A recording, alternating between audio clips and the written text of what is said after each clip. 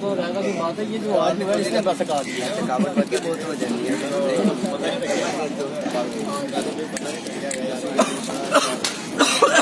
جان کیا ہوا ہے بھائی جان؟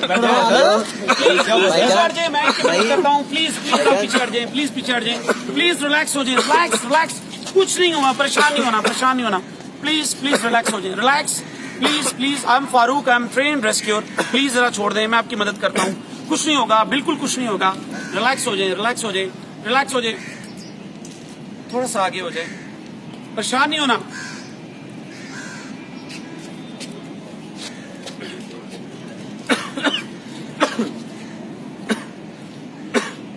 آپ کیسا فیل کر رہے ہیں؟ بیٹر. ایک بات یاد رکھیں کہ کھانا کھاتے ہوئے، پانی پیتے ہوئے سم ٹائم جسے ہم اچھو لگنا کہتے ہیں، انگلش میں سے فورن باڈی ایئر وے obstruction کہتے ہیں، اور اس وجہ سے بہت سارے لوگوں کی جان چلی جاتی ہے. ایک چھوٹا سا عمل کر کے ہم اس شخص کی زندگی کو بچا سکتے ہیں. اور اگر کوئی شخص آپ کے ساتھ اس طرح کی پوزیشن ہاتھ بنا کے آئے اور آپ کے سامنے آ کے کھڑا ہو جائے تو آپ سمجھ لیں کہ یہ انٹرنیشنل سائن آف چوکنگ ہے اور اس شخص سے بولا نہیں جا رہا. اگر کسی شخص کے گلے میں کوئی چیز پھنس جائے تو کیا وہ بول سکتا ہے؟ وہ نہیں بول سکتا، وہ ایسے ہی کہے گا، وہ بول نہیں سکے گا. ہم اس کے پاس جائیں گے اور انہیں کہیں گے کہ میں ایک تربیت یافتہ ریسکیور ہوں، میں آپ کی مدد کرنا چاہتا ہوں. ہم مینٹلی پریپیئر ہو جائیں اور اس کی دونوں ٹانگوں کو آرام سے کھولیں اور ایک لیگ کو اس کی سپورٹ کے لیے پیچھے رکھیں اور انڈر آرم کے نیچے سے اپنے ہاتھ کو ڈالیں اور انہیں حوصلہ دیتے ہوئے کہیں کہ پلیز آپ ریلیکس ہو جائیں. جب آپ اس سے چھڑوائیں گے بازو تو وہ انکلچ نہیں کرے گا، لیکن آپ کو تھوڑی سی انرجی لگانی پڑے گی اور اس کا اعتماد جیتنا پڑے گا. آپ اس کے بازوؤں کو انکلچ کر دیں، تھوڑا سا پیشنٹ کو آگے کی طرف جھکا دیں. یاد رکھیں کہ آپ نے جہاں پہ یہ دونوں ربس ملتی ہیں جن کو سٹرنم کہتے ہیں اور زیفی سٹرنم کے بالکل پاس اور جہاں پہ بیلی بٹن ہے، اس کے درمیان آپ نے اپنا ہاتھ رکھنا ہے اور ہاتھ رکھتے ہوئے آپ نے پیشنٹ کو جھکا دینا ہے اور آپ نے ایسے مٹھی بنانی ہے. اس مٹھی کو پلیز دیکھ لیجئے گا، آپ کا تھم اندر ہونا چاہیے. آپ نے ایسے مٹھی بنانی ہے، ان کے بیلی کے اوپر رکھنا ہے، بیلی بٹن اور زیفی سٹرنم کے درمیان میں تھوڑا سا آگے جھکا دینا ہے اور آپ نے پیشنٹ کو 1 2 3 4 5 جرک لگانے ہیں. یاد رکھیں اس میتھڈ کو ہیملش مینوور کہتے ہیں اور ہم نے جو جرک لگانے ہیں وہ اس طرح سے لگانے ہیں کہ جیسے چاکلیٹ کے ساتھ آئس کریم کو نکالا جاتا ہے. جب ہم یہاں ہاتھ رکھ کے جرک لگاتے ہیں تو یہاں پہ جو کیوٹی ہے اس کے پریشر کی وجہ سے اس پیشنٹ کے گلے میں جو چیز پھنسی ہوتی ہے وہ باہر نکل آتی ہے.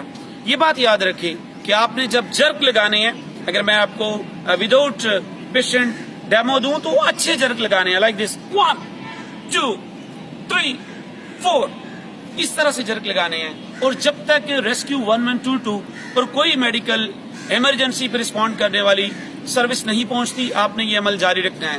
اس سارے عمل میں ایک بات انتہائی قابل توجہ ہے کہ یہ ہو سکتا ہے کہ آپ کے پیشنٹ کے گلے میں پھنسی ہوئی چیز نہ نکلے اور اس کو جو اچھو لگا ہے وہ اس کے لیے جان لیوا ثابت ہو. تو آپ نے مینٹلی پریپیئر رہنا ہے. اگر اس کے گلے کا رستہ سانس لینے کا کھلا نہیں ہے تو وہ پیشنٹ انکانشیس ہو سکتا ہے. تو آپ کی یہ جو لیگ ہے اس لیگ کو آپ نے دونوں ٹانگوں کے درمیان میں رکھنا ہے تاکہ اگر وہ پیشنٹ گرے تو اس کو مزید انجری نہ ہو، اس کو اسپائنل انجری نہ ہو، اس کو ہیڈ انجری نہ ہو. اور اگر وہ انکانشیس ہوتا ہے، وہ گرتا جاتا ہے تو آپ نے اس کو اپنی ٹانگ کے اوپر سپورٹ کر کے اسے آرام سے نیچے لٹا دینا ہے. دوسری یہ سب سے اہم بات ہے کہ ایسا ہو سکتا ہے کہ کوئی ایسی لیڈی ہو جو اپنی ہیلتھ کنڈیشن کی وجہ سے ہم اس کے بیلی کے اوپر یہ پش نہ لگا سکتے ہوں، یہ اس کو تھرسٹ نہ لگا سکتے ہوں. پریگننٹ لیڈی ہو سکتی ہیں. ایسی صورتحال میں آپ نے ان کی چیسٹ، وہ جگہ جہاں سے دل کی دھڑکن بحال کرنے کے لیے کمپریشن دیے جاتے ہیں، اگر میں آپ کو یہاں پہ ڈیمو کروں تو بالکل وہ جگہ درمیان میں جہاں پہ چیسٹ ہے، مڈ آف دا چیسٹ، آپ نے اسی طرح تھرسٹ دینا ہے. 1 2 3 4 5. یاد رکھیں کہ جب تک ان کے گلے کی چیز نکل نہیں آئے گی تب تک ہم ان کو تھرسٹ دیتے رہیں گے.